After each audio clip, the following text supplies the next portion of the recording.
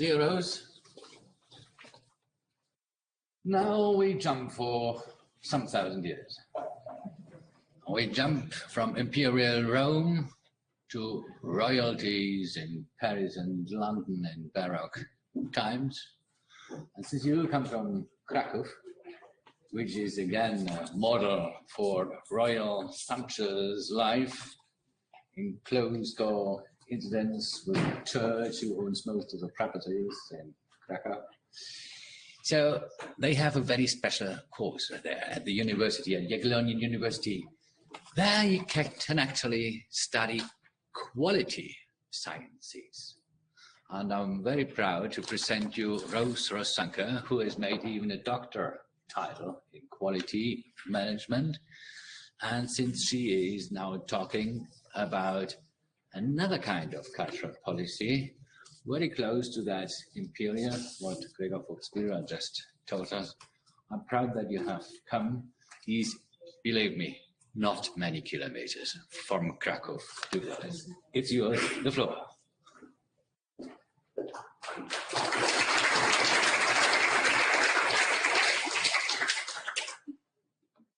Sehr geehrter Herr Professor, sehr geehrte Gäste, meine Damen und Herren, I'm deeply honored to be here today.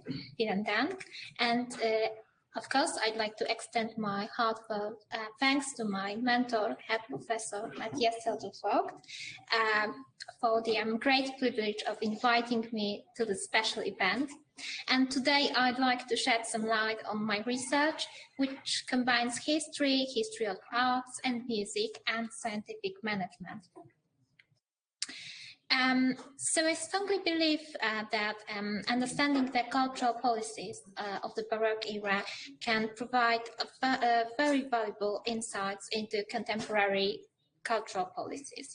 And today, cultural policies are often formed through a combination of government support, private patronage, and institutional frameworks. And these policies aim to promote cultural diversity, heritage preservation, and the arts as essential components of social and economic development.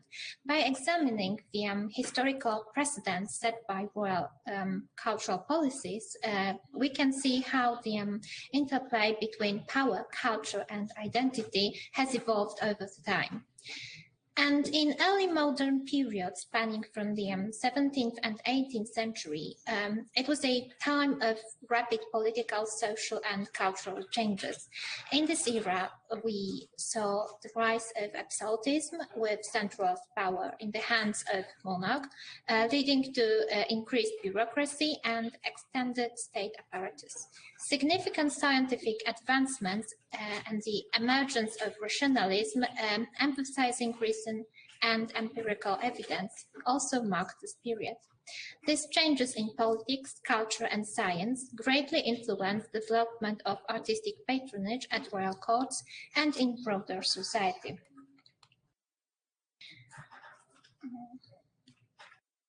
So let's begin with a very specific definition of cultural policy, the royal cultural policy, which refers to deliberate and strategic actions taken by monarchs to cultivate, promote, and sustain cultural and artistic achievements within their realms. And this encompasses patronage of arts, support for education and intellectual pursuits, and the commissioning of architectural projects as well. Such policies are designed to enhance the prestige and authority of the monarchy, unify the nation under shared cultural symbols, and project power and sophistication both domestically and internationally.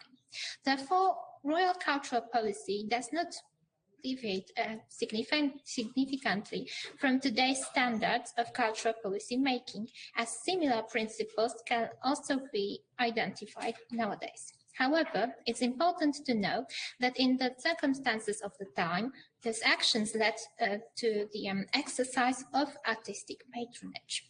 The concept of artistic patronage is primarily associated with the broad spectrum of supporting artists and is usually a long-term process, Consequently, artistic patronage significantly contributed to the creation of exceptional works of art, and royal courts automatically functioned as the most important cultural centers, attracting outstanding artists. And therefore, all those pieces put on the slide come together to form a larger whole. And now let's immerse to the grandeur of the Baroque era, where the court of Louis XIV emerges as the epitome of cultural opulence and artistic patronage. Known as the Sun King, Louis XIV's reign from 1643 to 1715, it marked a pinnacle of royal authority and cultural flourishing in France. At the heart of the splendor was his court at Versailles, a symbol of power, prestige, and unparalleled artistic expression. So I chose the example of Louis XIV for my speech because he epitomizes the essence of royal cultural policy during the Baroque era. And his reign highlights the intersection of power, art, and governance, perfectly illustrating how a monarch can shape and influence the cultural landscape. His court serves as an exemplary model of how a ruler's vision and authority can create a lasting legacy of artistic and cultural excellence. It was a period of immense cultural development and promotion, often referred by French historians as le grand siècle, so the great century. The monarch personally identified with Apollo himself, so the god of peace and the arts, and even he'd chosen the sun as his personal emblem, considering it the greatest of all celestial bodies. Just as the sun casts the light upon the world, the magnificence of Louis XIV was meant to be boundless. And his motto, Nec pluribus impar, perfectly reflects his aspiration for absolute monarchy. So it was a motto that reflected not only his personal ambition, but also the goal towards which his entire administration strived. This phrase served as a guiding idea that shaped the actions of the court from foreign policy to artistic patronage. And art and culture were used as tools to maintain and promote this vision, highlighting both Louis's power and France's status as a dominant force in Europe. During the Baroque era, royal cultural policy encompassed a multifaceted approach to arts and culture, orchestrated by the monarch to solidify authority and enhance national cultural identity. Louis XIV's patronage spanned painting, sculpture, architecture, and music, using fine arts as a state propaganda to reinforce his absolute power. New positions and supervisory committees were established, with artists working under strict schedules and creating commissioned works to high standards. Artwork commissions followed into two main processes. So, direct transmission from the monarch to royal secretaries or artists, and initiatives from high-ranking officials as a part of the propaganda plan itself. Contracts, known as marchés, required high-quality work for the king. At Louis XIV court, official and artists had specialized roles crucial for maintaining the monarch's prestige. Key figures, including François-Michel Letellier, who was responsible for managing royal correspondence, and Jean-Baptiste Colbert de Tossy, handling diplomacy and financial management. Chamberlains and marshals managed royal residences and ceremonies. And the famous Colbert, as finance minister, also, coincidentally, founded the arts and promoted cultural development, managing the Versailles patronage system and official institutions. Court artists, officially appointed, held very prestigious and recognizable titles, and even certain performers had very specialized positions.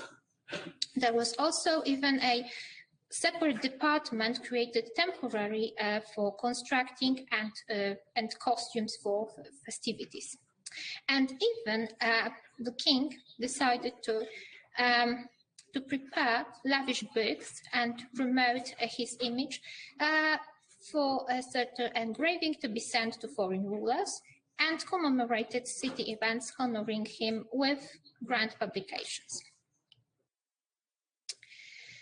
So let's immerse ourselves for a moment in this royal microcosm, where the court became a metaphor for the universe and the monarch, the central star, to which all known light turns.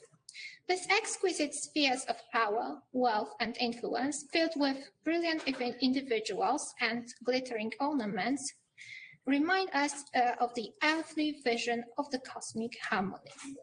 Louis XIV mastered grand ceremonies and rituals, reflecting his refined interest in art and aesthetics. He surrounded himself with mistresses and lovers, like muses, and brought foreign artists to his court to promote French culture. As a connoisseur and adept in music, dance, writing, and other arts, he personally appreciated craftsmanship and often performed on stage to underscore his possession. And here we can admire him in all his glory. So Louis, as the prologue, presented near divine authority, laying bureaucratic foundations for absolutism. And his dazzling ceremonies set trends across Europe with spectacles drawing from mythology and legends.